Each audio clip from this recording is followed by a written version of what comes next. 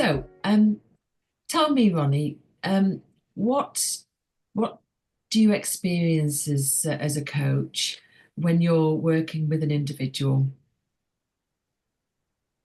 What do I experience? Yeah. I think that in a way, coaching is first and foremost um, kind of a meeting with a person. It's an intimate space for two people to meet. And that's priceless because we don't experience that often. We as people are into the day-to-day, into the achievements, into achieving our goals, and we don't stop for a minute to listen to ourselves or be listened to. And I think that that is why the coaching space is so unique and so priceless. How does coaching help an individual achieve a meaningful result? In a sense, I think that coaching is all about options. And once you take your time and reevaluate things and remember or remind yourself of your strengths and your values and your abilities, maybe in different spheres that you haven't used yet to reach your goals, you find an abundance of of resources.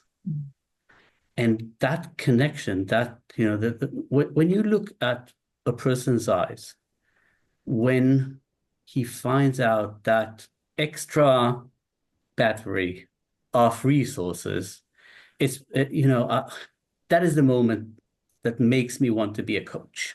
Mm. Do you have an example of something quite transformative or somebody that you've coached that's been very memorable? Um, yeah, a few examples come to mind.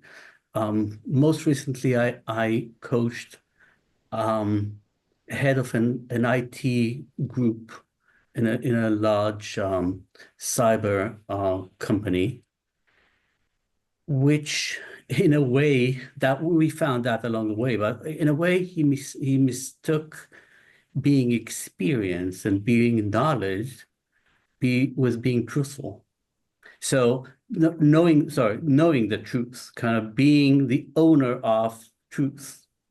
Now, in a sense, what happened is because of his experience, and he's usually right, right? But because of his experience, he felt that he is, in a way, representing the truth. And that caused kind of conflict. It led him to um, refrain from interactions with people, with stakeholders, because every time, he would kind of engage in a fight in a sense. And only when we could reframe, we looked at his values. Basically, we touched on the fact that he sees he values integrity, right? And he sees himself as being kind of um, when he holds the truth, then he's in integrity, right? But once he was able to reframe being in integrity with finding a way to be with people or finding a way that you can stand by, right? But could invite more people into that space. He became more flexible, he became more calm, and he got better results because he could join the team, he could join stakeholders, he could be part of and not kind of be only that fighting position. So that was an amazing transformation. Mm. And what expertise does a coach bring to help people like the person you were just talking about navigate these significant challenges? Hmm. these are very, very simple um, traits or abilities. Mm, One is curiosity, and the other is the not only the ability or the training to listen, but the desire to listen to another person and really understand them. mm, And once you kind of engage in that, wonderful things happen because it's like a quest. And I describe my profession as the one that is walking through a corridor with tons of doors. And I knock on each door. And if it is opening, you know, kind of lightly and fast, and so I know that I'm not in the right place. This all has been visited already. mm, But then I get to that door that squeaks and has this web kind of tangles when it's open, and I know that I've come to the space that I need to explore with that person because I know that there he would find or she would find the nuggets that they're looking for. mm. Yeah. You have a strong background and many years' experience in marketing, advertising, and film production. What brought you to being a professional coach? Hmm.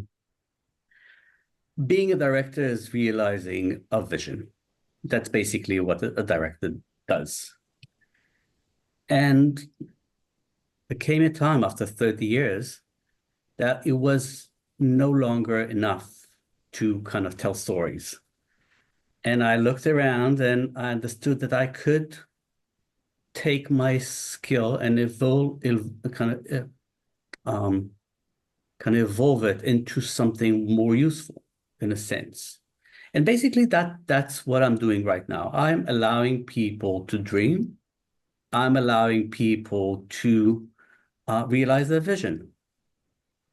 And in a sense, I feel that life has taught us to settle for less. That change comes with a lot of effort, or the change kind of is very gradual, and you're not necessarily going to achieve it. And I want to kind of allow people to believe different. I want them to see that if they may put their heart there and kind of calm down for a second and allow themselves not to know, just to explore, they would achieve tremendous results. What do you love most about being a coach? So I touched on that moment then where you see in a person's eyes that he had this new understanding or kind of in a way some path has opened up for him Mm, or her. But I think that it touches on the premise of coaching. mm, Because as coaches, we believe that people are naturally creative, resourceful, and whole. That means that the person that I'm talking to right now is a very capable person, right? And very interesting person. So imagine being daily in an environment of such people, mm, right? And seeing them transform right in front of your eyes, touching on their dreams and making them happen. What could mm. be better? Mm. Hmm. Sure, it's very fulfilling as a profession, isn't it? And part of that task is helping an individual realize what they bring rather than what they lack.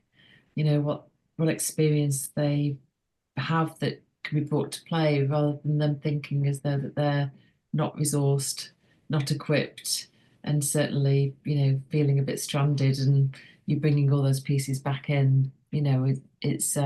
It's wonderful to see a client realize actually just how resourceful they are and that idea about, if we could only learn to use all of our skills that we learn that we have in adversity, but bring it into day-to-day living, then And not only learn, but remember. mm, I think that we forget how capable we are. mm, And somebody needs to remind you of that. You remember, talking about, let's say, first session is an acquaintance phase, right? Kind of getting to know each other, right? So so I hear a lot of stories about people kind of taking me through their chronology, kind of describing a few things from their past, and then session 4. I touch on a story that I was told, a month ago, touching on an ability or triumph that this person cannot connect with what he's experiencing right now, or what she is kind of trying to achieve. But once the connection is made, it's a aha moment. It all clicks because it's theirs. It's not something that I am teaching them or something that I'm offering from my experience. It's theirs. mm. It's just this moment. I say, okay, right. I've been there. I know how to do that. In your mind, why do people then need a coach if everything that they need is there already? Hmm. I think that there's a saying, that the camel can't see his hump, right? And there are things that we can't see for ourselves. We need a person to put a mirror in a certain angle for us to see what is so evident from the outside. There are a lot of situations in which clients are amazed of how people perceive them, usually for the better. Usually they downplay themselves, right? In a sense. I can't perform, I can't lead, I don't know, present. And then they hear um, their peers talking about them, and it's not, usually it's not that catastrophical. So you need this external point of view to remind you of who you are. Mm. Do you think people need to be in a certain stage in their life to benefit from coaching? Mm, First of all, I say that if resources were available, everybody needs a coach. Kind of have someone to help him or her kind of look at the road ahead, plan, um, change. I think that could be a very useful thing. Mm, But I would use a sports metaphor. I don't know of any um, soccer team that won the championship and said, "Okay, I don't need a coach from now on. I'll take it from there, from here. I'm the champion." So no, they usually, well, what they do, they look for a better coach, right? mm, The coach that could take them to the next level. So I think that every person at every stage could benefit from a coach, but it would be a different kind of process, different kind of questions, different kind of desires. mm. And for some that haven't had the opportunity to work with a coach before, there's some fear or apprehension, and possibly some confusion about how coaching differs from therapy or mentoring. What would Mhm. what would, what would you say to allay those fears around what about around coaching? So I think that these are two different questions. The difference between these two adjacent professions, and I think that kind of distinction is very important because coaching is a profession and has its own logic or its own methodology. Um, I think coaching differs from the other two. First of all, in the type of the relationship. In in coaching, we don't offer knowledge. We offer perspective. We offer partnership. We offer the ability to guide you through your thought process. But it's an equal relationship in a sense, which differ from a psychologist and definitely from an advisor, you know. The second thing is is the fact that in coaching we don't look at life as a problem that needs to be fixed or a person that needs to fix. We are as I see it, the logic of coaching is making things better. Mm. And if the way you operate causes problems in your workplace, in your private life, doesn't matter, um, find a way to fix it. Fix it by making it kind of dream of how would you like it to be, and then close the gap. Then find ways to kind of come closer to how you would like it to be. So that's getting things better, kind of getting yourself better equipped to deal with situations, to understand situations, to bring more of yourself to that situation.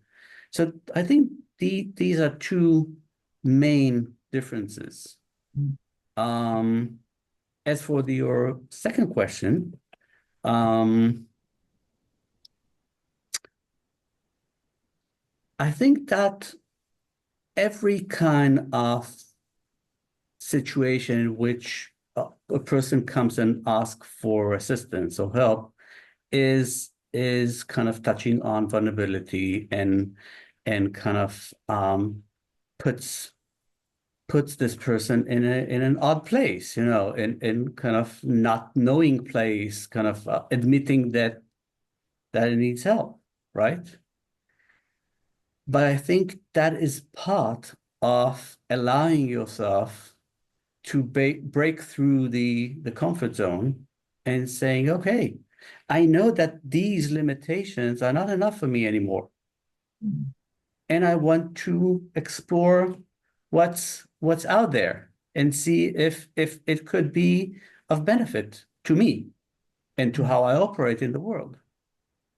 So, so you know, if someone is, I would say, abdomen enough to wish for more and is willing to take responsibility on doing that, and not expecting someone to do it for him, but kind of being engaged in a process that would mean change, then coaching is the right place for him.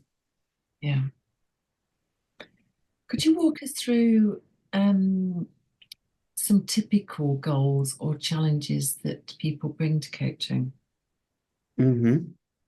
So I think that um, one of the most common headlines would be around uh, self-worth or self-confidence. Mm. The other one would be around how much am I being seen, right? So, do people kind of am I kind of present enough to be seen or to be acknowledged for who I am, and and to be kind of appreciated for what I bring to the table. I think that other kind of goals are around more kind of developing skills as strategic thinking, or maybe preparing for a new role. And the other part or other kind of different kind of goals would be around well-being and work-life balance and kind of tending to yourself as a person. So these are three kind of broad themes that kind of I see in the room. Yeah, I imagine a lot of people will be able to relate to those as themes.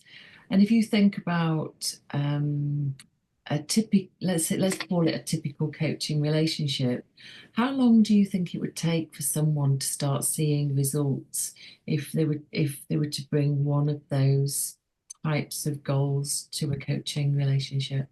Mm. So I think it's around the definition of the relationship and the expectations, because you could get very quick results in a laser kind of coaching, even after 10 minutes or so, because you're focused on a specific question or a specific request, and then you have a specific learning or reframing of how you see things, and then bang, you could move on.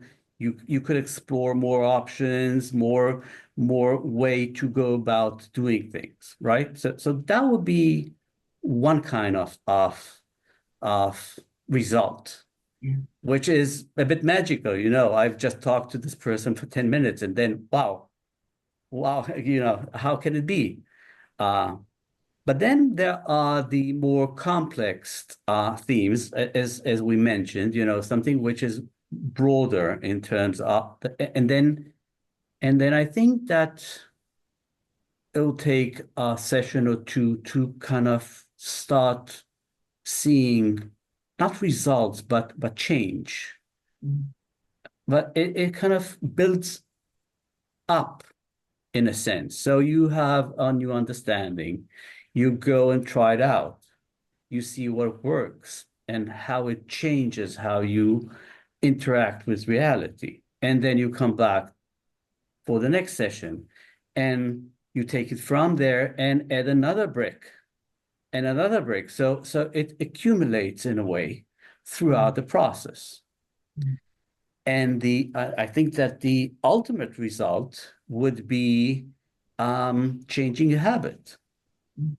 So taking your understanding and making it a new habit. So that is to be expected in a bit longer process. Yeah, and certainly our research shows that those people that invest in a minimum of 4 conversations with a coach get such significant momentum that then encourages them to maybe do, something like a program of another 4.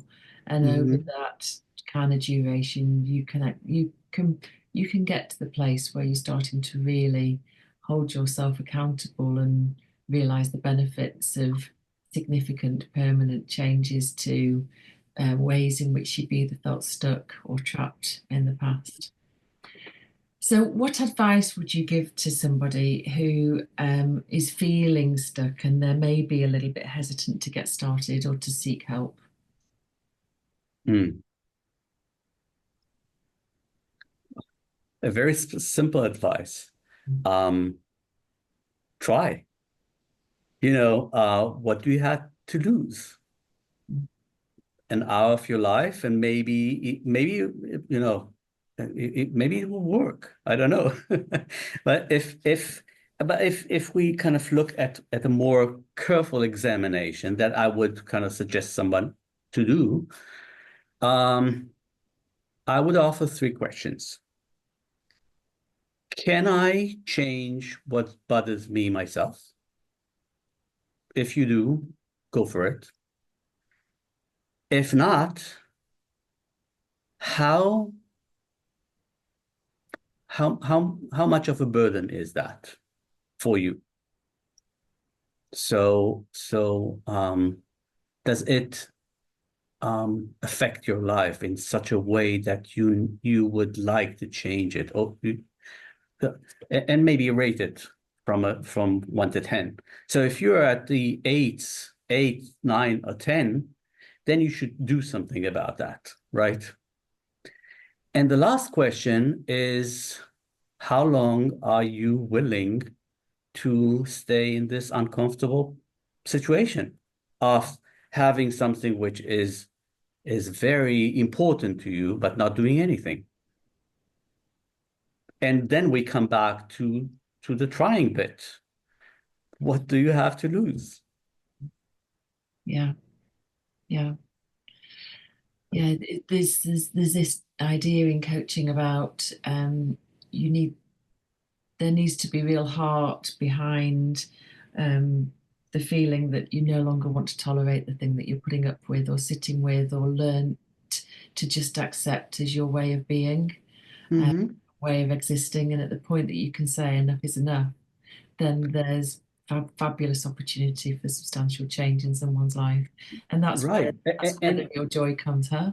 And in a way, I, I'm not sure that it's the right thing to do, not to scare people, but change is not effortless. You need to invest some work, some intention into it, right?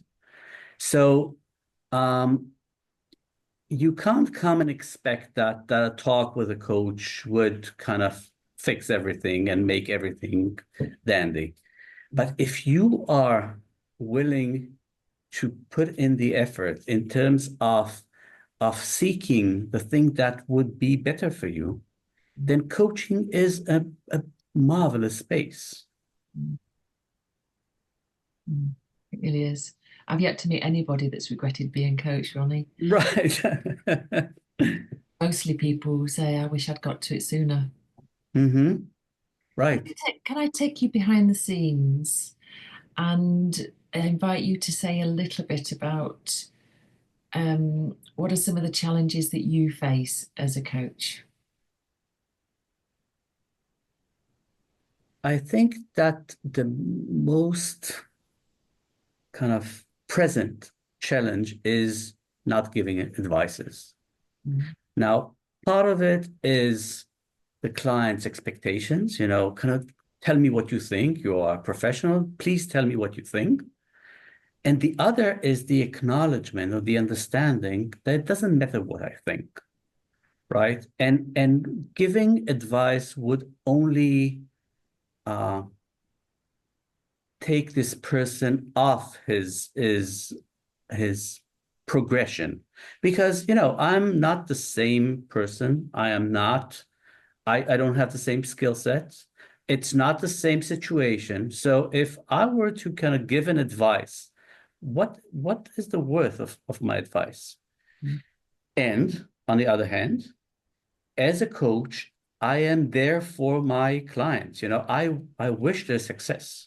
So at times, you are at this crossroad or point which you say to yourself, oh, maybe if I would just tell him or her, do that, then they'll succeed. But then you need to be a bit patient, kind of, and trust the process and trust your client, and know that by taking a moment more, then this person would get it himself. And once he will, then it's his for life.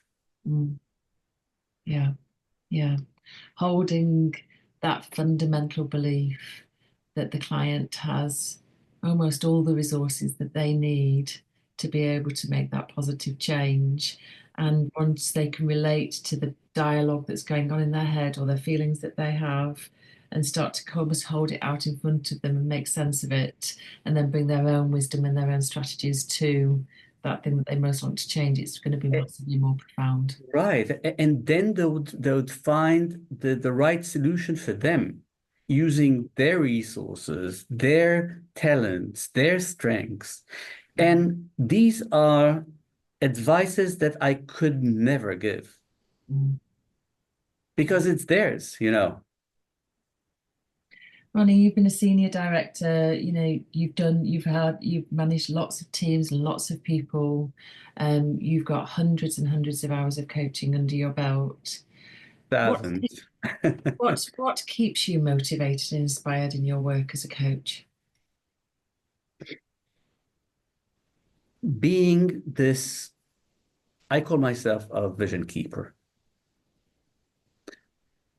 At the beginning of a relationship, uh, the client kind of tells me what he wishes for himself, right? But they came to be coached because there's a gap, Mm, right? And I am there keeping that understanding that they could and will get there. mm, Now, I don't know. I love that position of being able to kind of keep the torch for people, kind of be that stable feeling mm, of possibility. I think that it's so rewarding in a sense to uh to be in that position, to believe in people, to remind them that whatever they would like to achieve, they can. Yeah, and the busyness of life takes people away from putting themselves first and having a coach that says, come on, we said that this was really important to you. Let's Right, keep going with this. Let's hold you to account to put yourself first for a small amount of time each month so that right, we make progress. right. And I think that once people kind of connect to that, they embrace that. They just need this occasional reminder that you're really important, or you're really kind of worth it. Yeah. You're worth this investment. Deserving enough, able enough, and ready enough for Right, it. Yeah. right. What's the most memorable piece of feedback that you've had from one of your clients? Hmm. It takes me to this retired CEO, 70-year-old uh, uh, person. And I think that what she said to me would echo as long as I live, because she told me that through my eyes and through my perception of her, it was the first time she could fall in love with herself. Mm, And she was 70. yeah, Hmm. that's a big statement, isn't it? Yeah.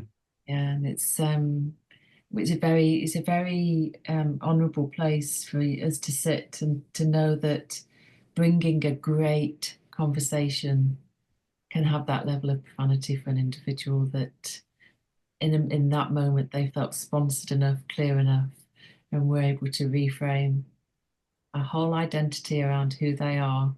Right. What And what a and love whole load of themselves. possibility that opens up for her in the next stage of her life. Right. Mm. Hmm. What's a piece of advice that you've been given by a coach or by somebody that's been significant, a significant like guru or sage or mentor or facilitator or manager, whoever is that person, but what piece of advice have they given to you that stayed with you? That takes me to my basic training. Mm, It was 14, 15 years ago. And it stuck because it was so different from where I came. I was a director. A director's position, or the director's role, is to know, you know, all the people around you come to you because you are the one that knows, right? and the head of the institute that I learned in said to me, imagine that you are an alien coming from another planet, and you don't understand what's happening here. When somebody says to you, you know what love is, say, no, I don't. Please explain to me, what is it? So don't assume anything. Be curious, kind of be in that position that you don't know. And for me, it was so freeing in a sense, not needing to know all the time, being able in that inquisitive state of understanding, of revealing again. And when you give yourself this opportunity, you kind of find out different things, a lot of things. Love could be different things, relationships could be different things, work could be different things. And when you acknowledge that if when you understand that our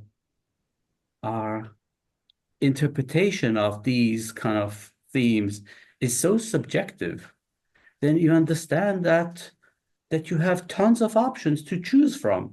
So you don't need to be that boss or that team member. You could choose to be whatever team member you would like to be, which kind of highlight your authenticity, kind of touches on who you are.